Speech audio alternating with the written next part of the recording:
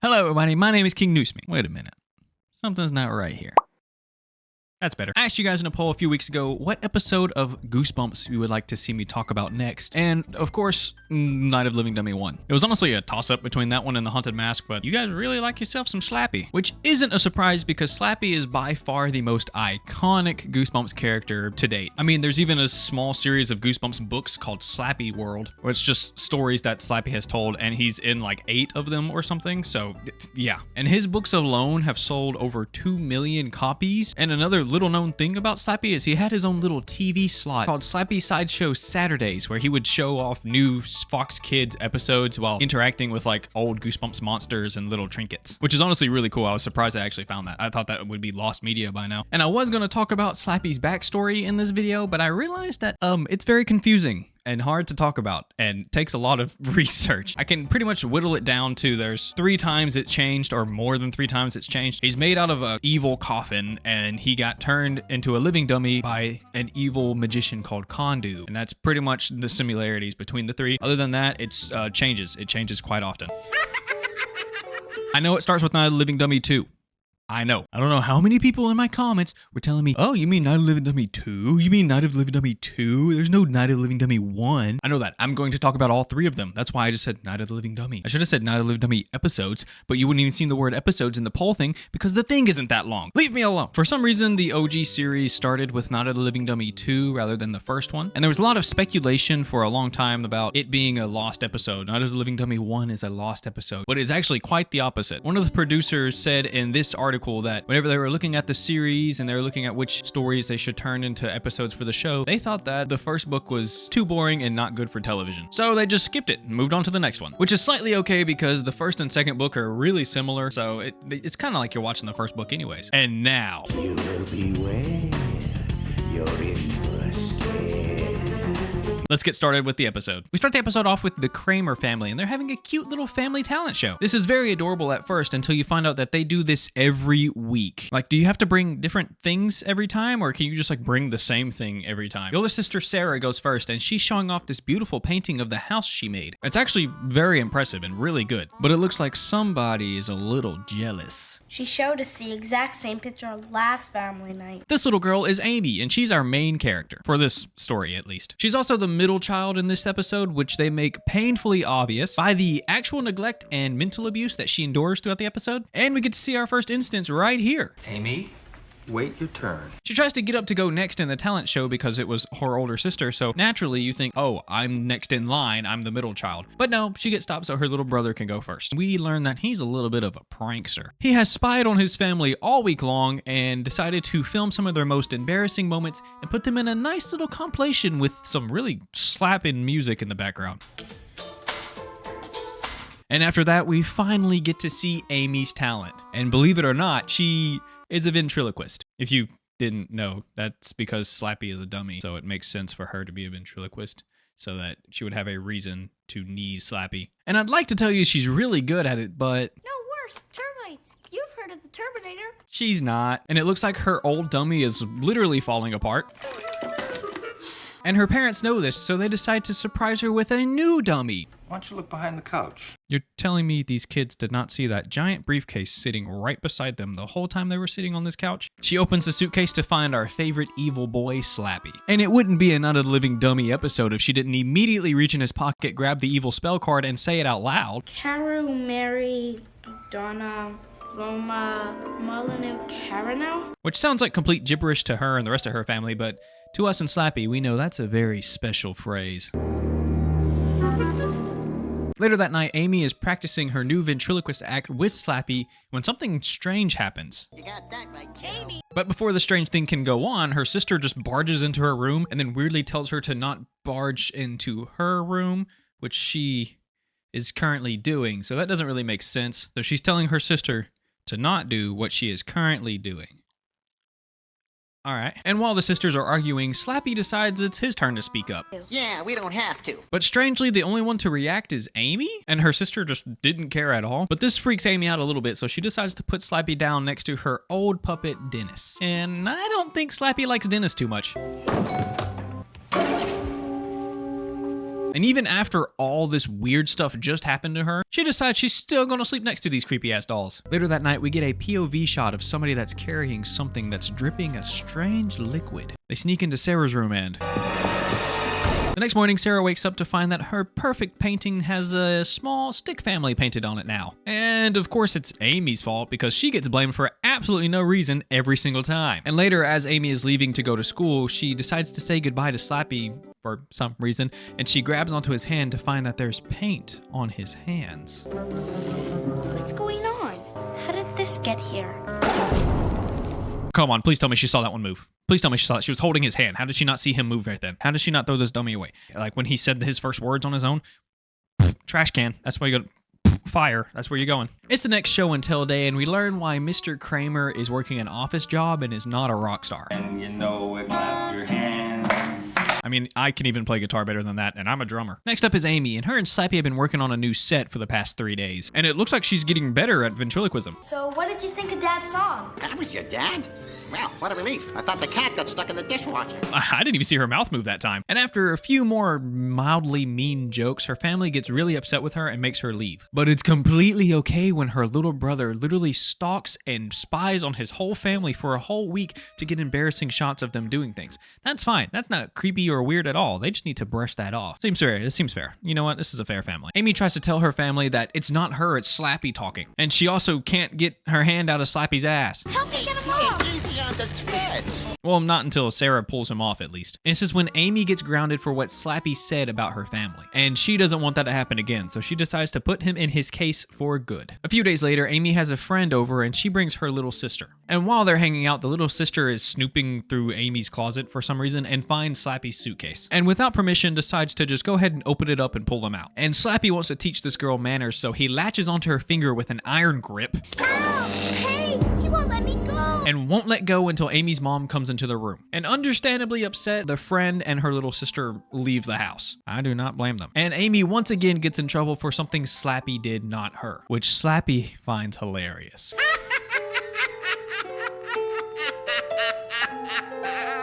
Later on, Amy and her family have a small intervention about her. They're concerned about her behavior and mental state. But she's just being honest with them and trying to tell them that she's not doing anything, it's all the dummy. And her mom even offers to take her to a therapist because she just sounds crazy to them. And needless to say, nothing good comes out of this intervention. Can I watch TV now? Later that night, Amy is awakened by some shuffling that's going on in her room. She wakes up to find her door open and she runs downstairs to see...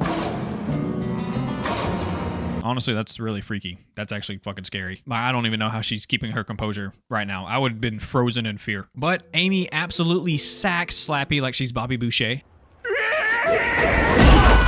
But accidentally breaks her dad's guitar. Trust me, Amy, you're doing your family a huge favor. Thank you so much. Amy tries to explain to her parents that Slappy was trying to hurt them with the guitar, so she just helped them out at the expense of her dad's guitar. But this is when her dad goes full supervillain and yells at her to go back to her room. And it looks like that's exactly what Slappy wanted. Later the next day, Amy decides to officially dispose of Slappy by dropping him down a storm drain. And after school, when she gets home, we see that Sarah's cleaning up muddy footprints that she believes her brother Jed left behind. But mysteriously, those little muddy footprints lead straight to her bedroom, where she runs into Slappy. And he's just slightly upset about being thrown into a storm drain and abandoned by his partner. So the only solution for her is death, of course. Okay, well, not death at first, but he does want her family to think that she is crazy, and he wants to keep it that way. Luckily, as they are arguing, Amy's sister Sarah barges into the room again and sees Slappy talking. It's still quite rude, but I'll let it slide this time. And now...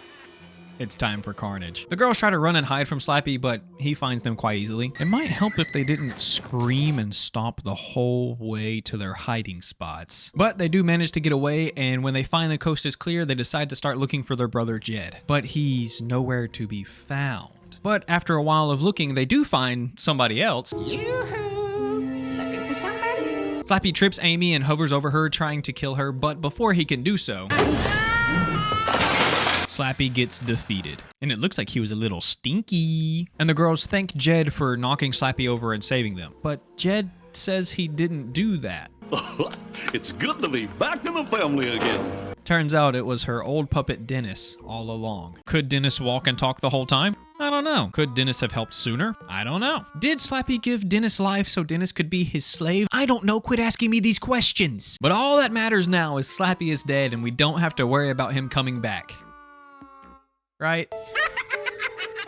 Night of the Living Dummy 3 is the most popular and referenced in the whole trilogy, even with you guys. And it was even a 2-part season finale of season 2. It also stars a young Hayden Christensen, who played Anakin Skywalker and Darth Vader in the Star Wars prequels. It's so weird to me that you guys obsess about Ryan Gosling being in Say Cheese and Die, but nobody has ever mentioned Hayden Christensen being in Night of the Living Dummy 3. And one of the most popular episodes of the whole series. What is wrong with you guys? But before we get into the actual episode, I do have to comment about this goofy-ass R.L. Stein cameo. He pretty much starts the episode by saying, oh, this episode's about a dummy that comes to life. Not like the book is called Night of the Living Dummy. So, you know, I guess kids can be pretty stupid sometimes. Also, I love the dummy of him. It's fucking hilarious. They even got the mole on his forehead. The episode starts in a creepy attic where we meet one of our main characters, Trina. She hears a commotion in the attic, so she decides it's time to go check it out. And when she gets up there, she finds nothing. Until she hears somebody calling her name from deep in the attic. And as she's looking for this disembodied voice, she uncovers some ugly looking dolls. That one kind of looks like Joe Swanson. And it looks and sounds like the voice is actually coming from this chair. And she uncovers it to find... Wow, Slappy looks really different in this one. Just kidding, it's their family puppet Rocky. And Trina must be a complete psychopath because she has no reaction to this at all. And that's because she knows it's her brother Daniel messing with her. Come off it, Daniel, I know it's you. Trina? I heard some bumping in the hallway. Uh-oh. And normally in this situation, both kids would scream and run. But you see, they just decide to pick up Rocky to find... Hi, Dad. It was their dad all along. And he's a really good ventriloquist and also really good at throwing his voice.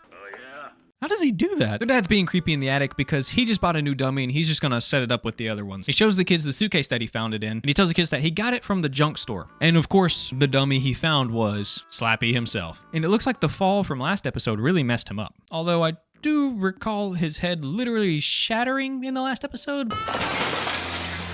But it looks like in this one, his eye is just missing. Apparently the dad got him for almost free. Wonder why. And this is when the mom comes upstairs because she hears everybody having fun without her. And she talks to the kids about their cousin Zane coming over for the next few weeks. And they have this conversation while the dad fixes Slappy's eye. Or attempts to. Apparently the kids are pretty mean to Zane and they like pulling pranks on him.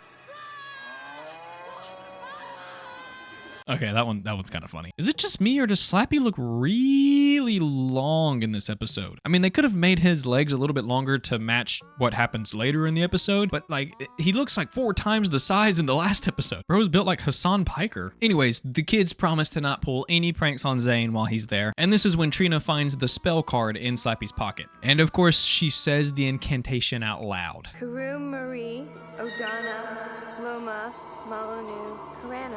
But nothing happens right away, so the family decides to go ahead and just get some sleep. But we do see that the spell did in fact work. It's the next day and Slappy looks almost brand new. Zane pulls up to the Odell's house and we learn that he's also not too happy to be there. I really don't know why you have to leave me here. Then we have the most awkward conversation I've bear witness to. So. Why does he look so sad while talking to him? Are you okay, buddy? Are you okay? Do you need some help? We learn that Zane is an upcoming photographer and he's really passionate about it. We also learn that he's afraid of dolls. Get this one. And most things. And later that night, while Zane is sleeping, he gets a nice visit from Jason Voorhees himself. Help me, no, help me, no. Just kidding, but it does look like the kids couldn't even go a single night without pranking him. Trina tries to blame her brother for the prank, but he is literally clueless to what's going on. Hey, cool. Snow. All right. But if Trina didn't do it and Dan didn't do it, then who did? And since neither kid wanted to own up to the prank, both kids get punishment chores and the pleasure of cleaning up the mess he made. The next day, Zane walks out and apologizes to the kids for making them get in trouble. And he does admit that the prank was kind of funny. He then offers to show them how he develops his pictures, because it's like back in the 90s when you actually had to develop pictures. As he's developing them, he noticed something a little strange. Looks like for every normal picture, there's a replicated picture using dolls. And Zane thinks this is another prank. What? Why'd you guys do this? Thanks Thanks a lot, you guys. But Trina and Dan don't even know how to work a camera, so they couldn't have possibly done this one. The mom and dad have a conversation about how the kids treat Zane. The mom hates how they belittle him and make fun of his hobbies. And the dad just thinks that Zane needs a little confident boost in himself and everything else, really. The kids finish their punishment chores and then argue with their parents about how it's unfair that both of them have to do chores for something only one of them did. And they both keep blaming each other for the pranks, so that doesn't make it any better. But it looks like dinner is ready, and the dad also offers Zane a little ventriloquist class to make him less afraid of dummies. And Zane agrees to this class until... Ow! He kicked me! The dummy kicked me! Slappy decides to kick him for no reason. And Zane tries to tell them that Slappy kicked him, but he only gets snickers from the non-believers. And now Mr. Odell is in just as much trouble as the kids. What did you do? I didn't do anything. And Zane almost leaves the house until Miss Odell stops him and talks him out of it, calms him down. And this is when they all get ready for dinner, but... Oh no! someone decided to ruin the dinner as well. Even the roast is ruined. Oh no! She is thinking about killing these kids right now. Look into her eyes. Tell me she is not thinking about murder and bloodlust. Later that night, Mr. Odell locks the dummies away so the kids can't get to them to prank their cousin. But as Trina is laying in bed, she starts hearing noises coming from the attic again. And just like any sane, normal person, she decides, let's go check it out. Like, yeah, you don't grab like a weapon or ask your parents to go look at it first. But when she gets up there, everything seems to be normal. That is until... she finds Dan hiding behind the couch. She confronts him about pulling pranks on Zane, but he then reverses it on her and says he's been hiding up here and he caught her trying to prank Zane. And as they're both arguing, they hear someone else coming up the stairs. And they learn that it's been Zane all along. So he's been pulling these pranks on himself to get the kids in trouble as payback for all the pranks that they've pulled on him over the years. And it looks like as he's grabbing dummies to set up the next prank, another one is watching nearby. The kids confront Zane, and this is about the time Slappy decides to attack, but is given up because he has a fear of stairs. It is cool to see Slappy move around like this, but even as a kid, I could tell this was just a dude in a costume. Maybe it was like the sudden height change, which I guess he is the same height because I was just talking about how weirdly long his legs are. But it's also that the head gets really huge. And you can really tell when they swap from the actor to the puppet, you can really see the difference there. My 6-year-old brain just knew something wasn't right. But Slappy doesn't like Zane's little tame pranks on himself, so he decides it's time that he shows him what a real prank is like. And he doesn't want to do it alone, so he brings to life their family puppet Rocky by burping into his nose.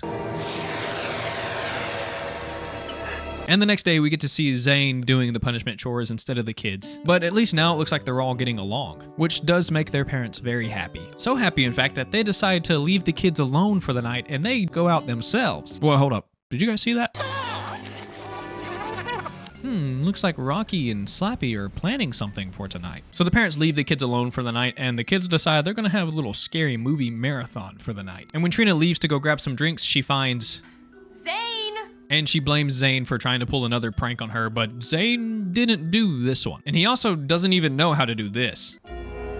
Wait, how did they do that? After a bit more arguing, Slappy appears behind the kids, distracting them from what they were talking about. But he doesn't move or say a thing, and so this gives Zane enough time to try to rationalize what's going on. He's trying to tell them that he knows it's a prank, you guys can give up on this now. And this is when Trina brings up that Slappy kicked him the other day. Zane just thought that was a little prank that their dad pulled on him, but that's not the kind of jokes her dad tells. Even if their dad did do that as a joke on him, how did Slappy appear behind them without any of them moving? But Zane has had enough, and he decides to go ahead and taunt Slappy a little bit.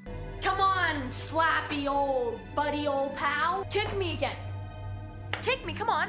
But weirdly, nothing happens. Ow! Just kidding, of course he kicks the kid. Also, I love this funny little scream scene. It's like he had to warm up his scream and then had like a little acapella behind him.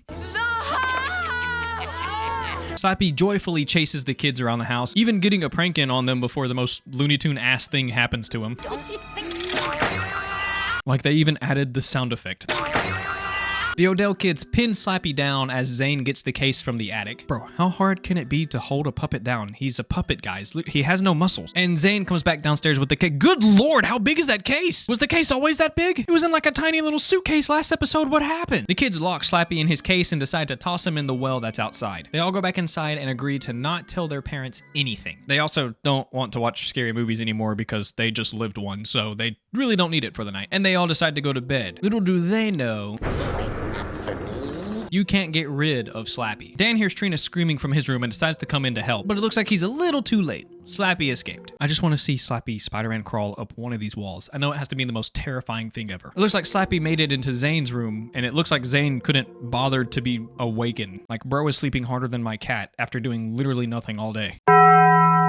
And it also looks like Zane gets blessed with one of Slappy's stinky burps. And after about 5 minutes of calmly banging on the door and asking Zane if he's okay, the kids decide to finally break it down. And this is when they find Slappy alongside all the other dummies in their house. And a new one, too. Zane. Damn, they fucked bro up. This is what too many Slappy whippets will do to you kids. Don't do Slappy whippets. It also looks like they interchange Hayden Christensen and the actual doll they made. It's just a few shots. He looks a little more human. And finally, the kids show some real emotion and decide to run away. But before they could get too far, Trina calms her brother down. And they try to think of a way to possibly stop Slappy. Trina recalls that he does have that spell in his pocket, and maybe that could be a way to stop him. Quick little fun fact, that is a way to stop him if you read it backwards. What if we read it backwards? How did he know to do that? What the hell? I wouldn't have thought of that. How did he think of that? He's like 6. But that sounds like it's the plan they're going with. Which sounds like a good plan unless Slappy somehow finds out about it. And something tells me he's gonna find out. The kids find Slappy and the other dummies in the attic, and they try to stealthily sneak up to him to quietly grab the spell out of his pocket. Which they successfully fail. They successfully fail at doing this. The idiots thought that the dummies were asleep. They think dolls can sleep? And Rocky blocks the exit so they can't escape while Slappy stands up quicker than the Flash running across the earth. Like literally, look how fast he gets up. It's like 3 frames. How did they do that? Did they speed him up and only him? Anyways, Slappy decides to turn Dan into a puppet first. And I think every human he turns into a dummy, he gets a little bit more human himself because those look like human lips under the dummy mask. But before Dan can get fully turned into a dummy, he gives Slappy a swift kick in the balls. This is when Trina grabs the card, says the spell backwards, and successfully defeats Slappy. And it looks like it took out Rocky as well. Well, maybe not. Never mind. Slappy tells the kids that it's now their turn to be his slaves, just like Rocky and Zane are right now. And then he orders Rocky to grab the kids so that he can turn them into dummies. And this is when Trina talks to Rocky. She tells him about how Rocky is their dad's favorite dummy and how whenever he does any kind of charity shows or goes to a school, he always chooses Rocky first. And how he's been in the family for so long that he is pretty much family himself. And when their dad found Rocky, they found him in a dumpster all broken, and he fixed him back up to be who he is now. And it looks like that speech worked because damn, he punched the shit out of Slappy. Oh my god. Rocky and Slappy have a pretty cool fight scene. Could rival some of the Marvel scenes nowadays. Ending with Rocky throwing Slappy out of the window. But Slappy doesn't give up. He pulls himself up and... holy shit, it gets exploded by lightning. And now that Slappy is actually dead and literally burning into ashes, Zane gets turned back into a human, but sadly, Rocky loses the life he had. Honestly sad. I love Rocky. He's so cool. And Zane seems to think that everything that just happened to him was just a wild dream he had. I just had the weirdest dream. And the episode ends with Zane heading back home, but it is also revealed that Zane isn't 100% human. I'll be seeing you real soon, cousins. And when I was a kid, I thought that meant that Slappy took over Zane's body, but I'm not sure. I tried looking it up online, but it doesn't seem like anybody else thinks that but me. But I don't know. Let me know what you think in the comments below. But now that Slappy is officially dead, literally burnt to ashes, there is no possible way he could come back.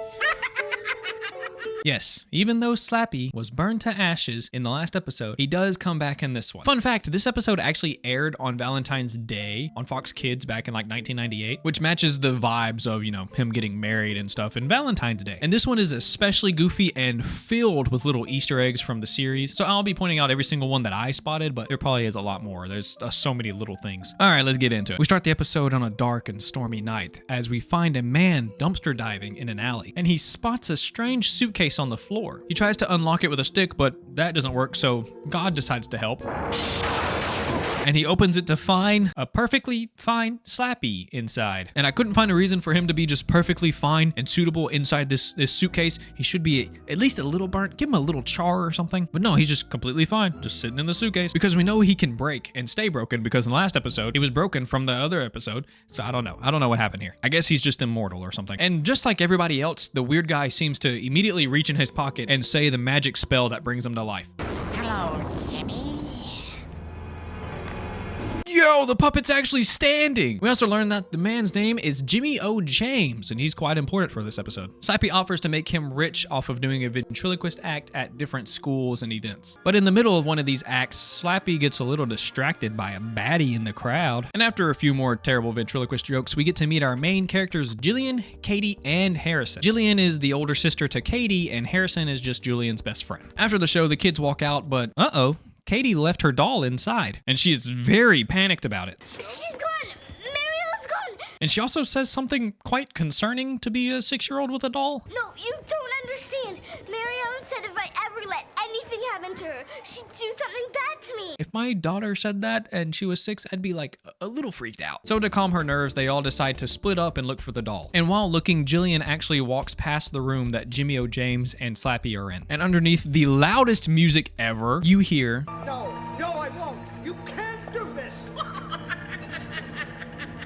And Julian peeks inside the room to see Slappy moving and talking. Also, our first little Easter egg, you can see a poster for Amazo, who is the magician in the book/episode Bad Hair Day, before she falls into the room. This causes Jimmy to panic a little bit and come up with an excuse for why Slappy was moving and talking. And he claims that he put robotics in Slappy to make the ventriloquist act look a little cooler. Julian asks Jimmy if he's seen any little girls just running around anytime soon, while also being very creeped out by Slappy sitting like this. Jimmy tells her that he hasn't seen any children running around and gives her an autograph to try to distract her from what just happened. Then she throws it away. But next we see that Jillian actually finds Katie and Harrison in the lobby with her doll. Apparently Mary Ellen wanted to meet Slappy and she got lost along the way. But of course, Jillian doesn't believe her. Shun the non-believer. The girls make it home and we get to meet their wacky dad, who is trying to beat the world record for the most birdhouses built. Just one more birdhouse, and I beat the world record. And while Jillian is trying to bring him up for dinner, they get a package at the door. And when they bring the package inside, we learn that it's for Jillian. And of course, this humongous briefcase is Slappy, with a note from Jimmy that says he decided to give her Slappy after meeting her that day. And he needs to get rid of him to start his new act. And he just felt that she was the perfect person for him. First of all, how did he get her address? Second, you guys talked for literally 2 minutes. There's no time for you to figure out a person's personality in 2 minutes. 3, there's no way you gave her an expensive ass dummy that you got for free from digging it out of the trash. 4, that's just fucking weird.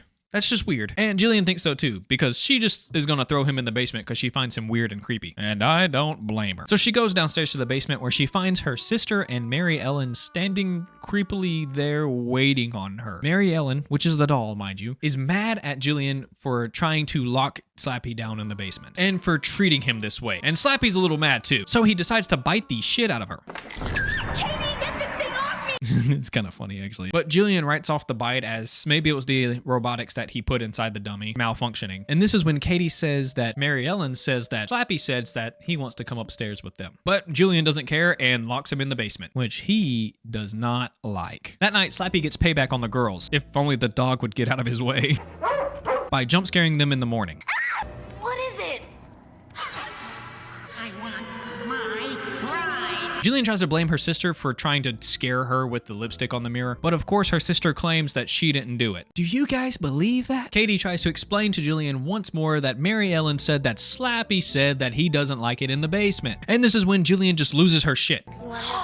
Mary Ellen says this. Slappy wants that. I feel like I'm living in a psycho toy store. She's tired of her little sister using Mary Ellen as a scapegoat for whenever weird things or bad things happen. So she grabs Slappy and is going to take him back to Jimmy. But before she could do that, her mom calls them into the hallway. Looks like somebody went into her room last night and stole her wedding ring. Then she says the most middle-class white woman shit ever. Well, I'm going to be late for my aerobics class as it is. Nothing says middle-class white soccer mom like aerobics class. And she tells the kids that her wedding ring better be back where it should be by the time she gets home. She also tells the girls to walk the dog whenever they find him because she can't seem to find the dog anywhere. Jillian just ignores her mom and decides to go ahead and take Slappy back to Jimmy O. James. And it looks like Jimmy is in this creepy looking abandoned building where all the Easter eggs are. So I'm going to tell you a few right here. The first one is right at the beginning of this scene. You can see behind Jillian in the elevator, rather than it saying, "Don't worry, be happy." They marked out the H and it says, "Don't worry, be Slappy." Jillian slowly walks into the warehouse calling out to Jimmy, but she doesn't get an answer for a long time.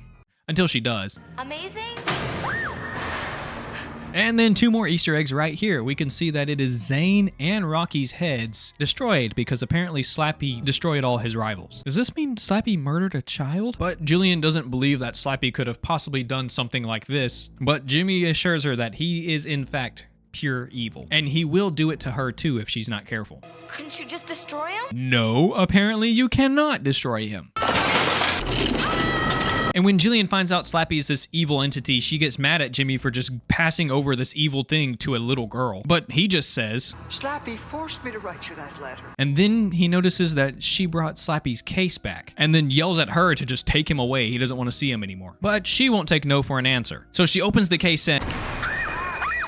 Wait a minute, her dog has been in there the whole time. Bro, is the dog okay? Why are you guys not worried about the dog? The dog that should be your #1 priority right now. Back at the house, we get yet another Easter egg. It's very quick, but you can see that Harrison and Katie are watching a TV, and the TV is showing a few episodes of Goosebumps, particularly The Scarecrow Walks at Midnight, Werewolf of Fever Swamp, and Welcome to Camp Nightmare. Katie gets a call from Julian, who is telling her to get out of the house as quick as she can because Slappy is in there and he's dangerous. Only, he's not a dummy.